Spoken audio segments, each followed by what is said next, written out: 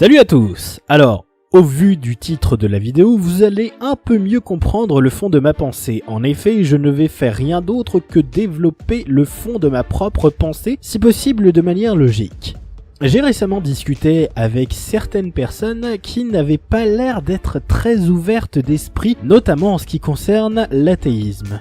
Cette non-croyance, je l'ai acquise dans ma vie en me forgeant mon opinion via différentes interactions avec des personnes ou bien une certaine attirance pour les sciences et l'esprit logique. Et comme je suis en quelque sorte déjà sur un long projet avec Gigantoraptor, quoi de mieux que de vous proposer une petite vidéo pour vous faire patienter. Allez, générique.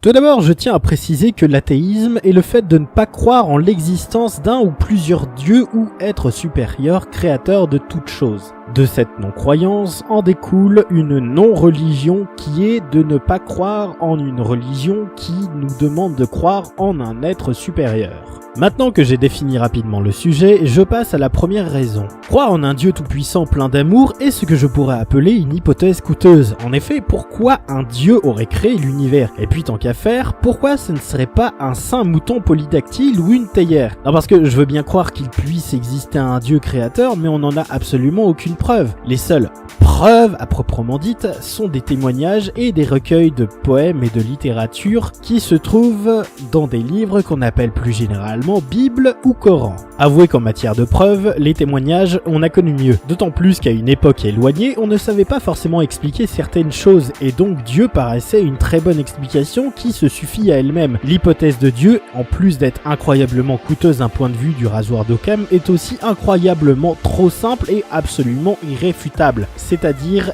invérifiable. D'autant plus que ce ne sont pas aux non-croyants de prouver que Dieu existe, c'est aux croyants de le prouver. Et oui, il ne faut pas inverser la charge de la preuve. Pour la création de la vie, rien ne nous indique qu'un Dieu en soit à l'origine malgré ce qui peut être écrit dans les textes saints. Et puis, puisque je suis très rationnel, je ne croirais pas en l'hypothèse d'une création divine de l'origine de l'univers jusqu'à preuve du contraire. Au moins, j'admets l'éventualité qu'une personne puisse un jour me convaincre malgré mon scepticisme. Il y a bien des arguments que les croyants peuvent me donner, mais ils se résument en gros à deux affirmations. Si autant de gens y croient, c'est que Dieu existe. Ou encore, si les textes le prédisent, c'est que Dieu existe. Dans le premier cas, on appelle ça l'appel à la popularité qui se retrouve bloqué par un contre-argument tout simple. Ce n'est pas parce qu'une chose est populaire qu'elle est forcément bien. Exemple, l'émission Touche pas à mon poste, suivie par 2 millions de téléspectateurs quotidiens. Si on suit la logique de ce sophisme, c'est que l'émission Touche pas à mon poste est très bien, non ?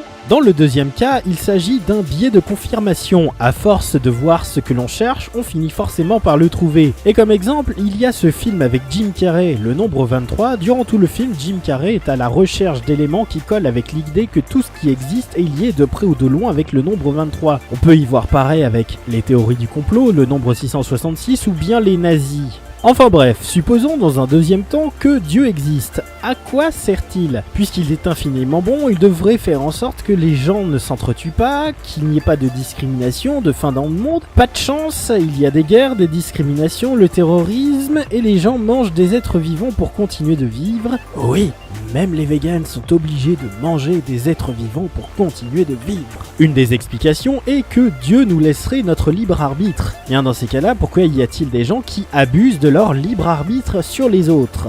Et puis, si Dieu était parfait, ses créations devraient l'être aussi, et on serait immortel. Bah, pas de peau, on meurt. Soit Dieu n'est pas parfait, soit c'est un troll, et aime bien nous faire chier. Il y a aussi des paradoxes que j'aime bien relever. Supposons que Dieu existe, dans ces cas-là, serait-il capable de créer un rocher qu'il ne peut lui-même soulever? S'il peut soulever le rocher, dans ces cas-là, il est incapable de créer quelque chose qu'il ne peut lui-même soulever. S'il ne peut pas soulever l'objet, dans ces cas-là, il est capable de créer quelque chose sur lequel il ne peut pas agir et donc ne serait pas omnipotent dans les deux cas. Maintenant, intéressons-nous au paradoxe lié à l'omniscience. S'il est omniscient, il connaît donc son futur et ses choix à venir, et donc en connaissant à l'avance ses propres choix, il ne peut donc pas en dévier car il a déjà pris ses choix. Il aurait donc une destinée et il n'y aurait donc pas de libre arbitre, ce qui démontre via ce paradoxe encore une fois l'impossible omnipotence de Dieu. C'est un mindfuck complet, non? Enfin bref, l'idée de cette vidéo était de vous expliquer pourquoi je suis athée et surtout, je n'essaye même pas de vous démontrer que Dieu n'existe pas, c'est impossible. Et c'est la fin de cette vidéo, n'hésitez pas à lâcher un petit pouce bleu de l'amour, à commenter la vidéo,